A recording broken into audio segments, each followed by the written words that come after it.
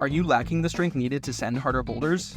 In today's video, I'll walk you through this simple training routine to quickly build strength that will improve your climbing performance and reduce your risk for injury in just 1 hour a week. When it comes to unique strength challenges for the body, it doesn't get better than modern bouldering. In today's commercial gyms, climbers are challenged to not only be strong on the wall, but to be quick, graceful, and composed. Strength training can be a perfect solution to not only improve your climbing performance, but also prepare your body to handle the demands of the sport, reducing your risk for injury. I'll walk you through an effective 30-minute strength training session that you can try twice a week to build strength and climb harder boulders. All right, before we jump into the workout, I just wanted to walk you through the Notion document that I put together that you can access for free. Just check the details in the description below. First up is going to be 3 rounds of a vertical pull variation. This is going to be something like a weighted pull-up, a regular pull-up, or an assisted pull-up. After that, we'll jump into 3 rounds of a horizontal pull variation that's going to be on the low plane.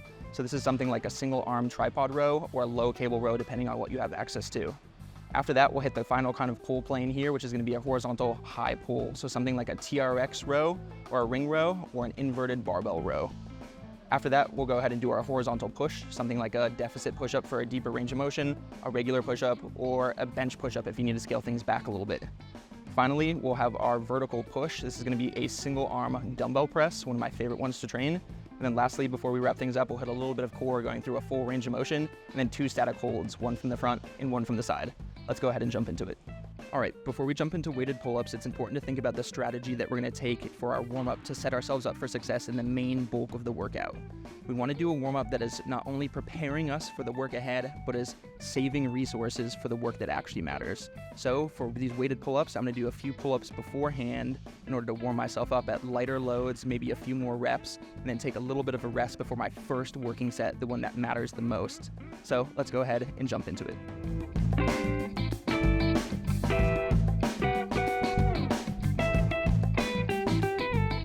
As I'm working through my warm-up, I just wanted to show you a few pieces of gear that I use for this type of workout. First and foremost is going to be a kitchen timer. This is a really amazing tool to use to keep you off your phone and also keep you dialed in during your workout. Make sure that you are resting the effective amount of time for strength sets, something between 2 to 3 minutes. Next up is going to be my sling here. I have a double length sling that you can tie in a couple different places to make it a little bit shorter or double loop over. I have my chalk bag. And then the last thing here is going to be an old harness that I actually just cut the leg loops off. You can use a regular dip belt or anything like that, and then a carabiner too.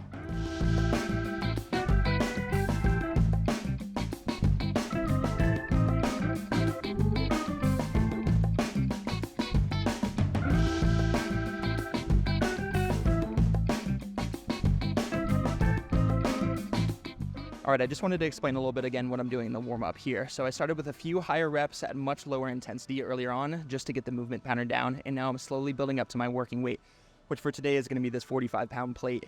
So I'm going to do 1 or 2 more preparation sets beforehand, just maybe a few reps at this 45 so that my nervous system is prepared to handle this load, and then I'll get into my working sets and really push hard for those 8 reps that we have prescribed for these 3 rounds. Let's see if we can do it.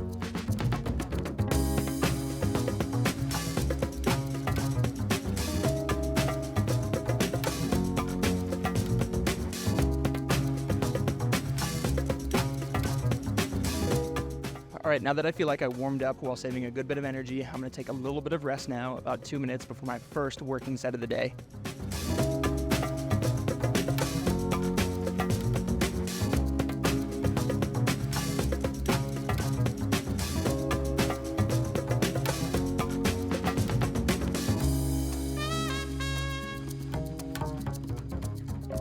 All right, the first set went really well here. 2 things that I wanted to mention that I'm doing in order to create more stability. When we have more stability, we have more ability to produce force.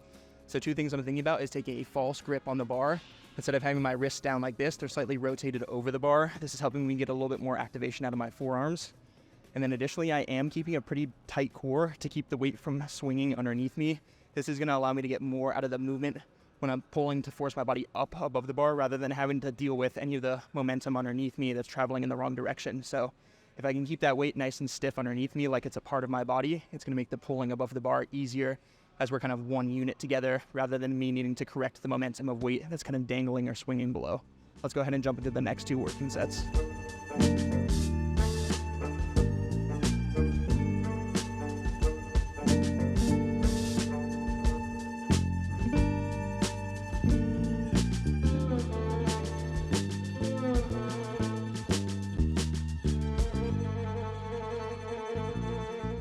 All right, that second set went really well.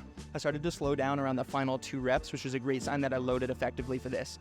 On this third set, I can either expect to kind of miss that final rep, or if I wanted to, I could go drop 10 pounds down to this other plate and then get my 8 reps. For me, I think I'm just gonna stick with the current setup that I have, so I don't swap equipment, and I'm really gonna fight for that 8th rep. But if I only get 7, I know that that's okay because I loaded correctly. My first working set, I was the most prepared for and handled the most weight. And now as I get deeper into these sets and lose resources, I'm handling just slightly less load or doing slightly less reps, and that's okay. We're still looking for that high intensity of about an 8 out of 10 for all of these movements today.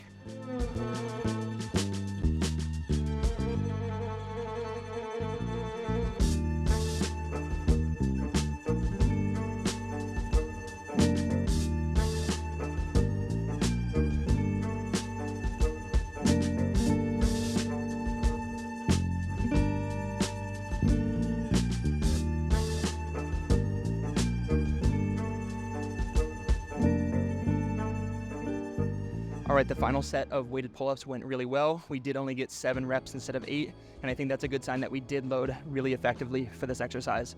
Let's go ahead and jump into the next one. Okay, next up is a single arm tripod row. This is gonna be for our low variation of the horizontal pull. I absolutely love doing a single arm variation of this, so something like a low cable row or a single arm tripod row, because we get a little bit of additional twist out of it, and that rotation mimics climbing a lot. So let's go ahead and try this exercise out.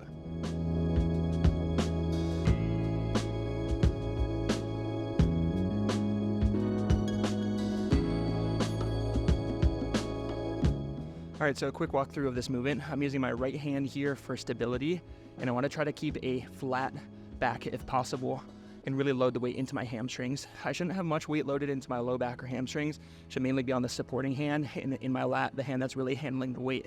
So from there, I want to think about reaching down towards the floor to get a nice stretch and a tiny bit of rotation, and then really pulling hard on the way back towards my hip crease or towards my belly button, and then going explosively through that movement pattern. So let's go ahead and get into the left side here.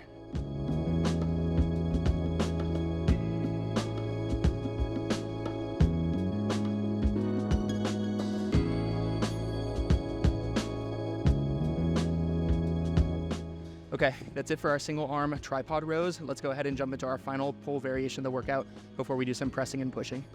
Okay, so there are tons of ways to do this high row variation. I like to do the TRX bands because I can actually get my chest beyond kind of that neutral line of your hands to get a deeper range of motion, which is amazing. Well, I'll go ahead and show you it on the TRX. You could also do rings if you wanted to. Or if you don't have these at your gym, I'll go ahead and show you how to use a barbell for the same kind of setup. So let's go ahead and do our first set now.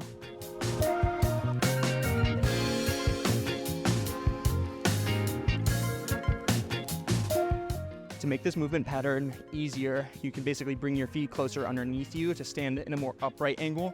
And to make it more difficult, you just kick your legs out underneath you more.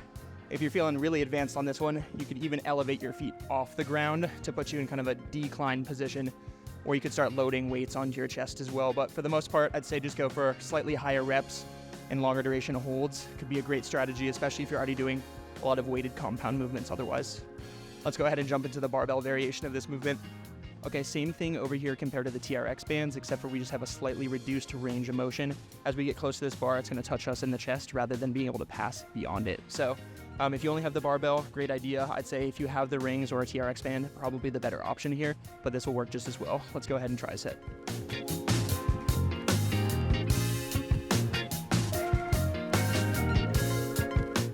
Okay, next up here are deficit push-ups. I absolutely love doing these off of a dumbbell, because you can drape your fingers over the front part of it here, which puts a lot of less stress on your wrists. In climbers, as we have really tight forearms, getting into this full position with our fingers straight, it can be super challenging. So I like to go ahead and use a dumbbell, just kind of wrap my hands over and reduce any of that stress that we put on the wrist in this position. Let's go ahead and do the first set.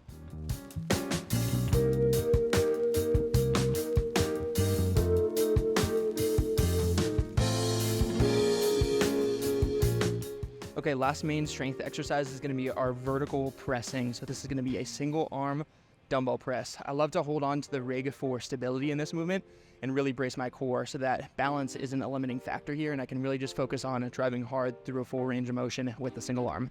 Let's go ahead and try it out.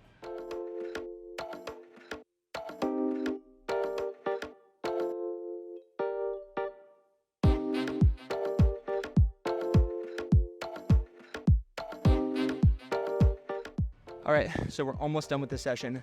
Last thing to do is a little bit of core. Let's go ahead and jam it out so we can walk out of here proud of the work that we put in. Okay, the last thing to do here is some core. The first is gonna be a butterfly sit-up. This is gonna challenge our core through a full range of motion. From there, we'll do a hollow body hold.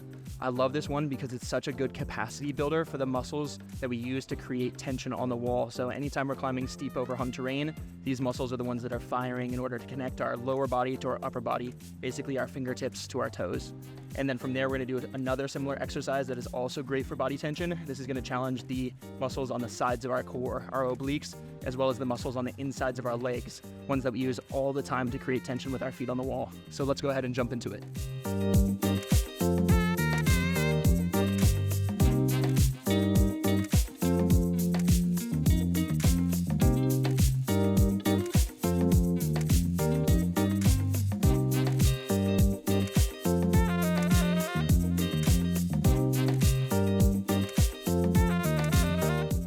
Okay, that's the end of our strength training for bouldering session. If you like videos like this, be sure to subscribe for more in the future. I'll see you in the next one.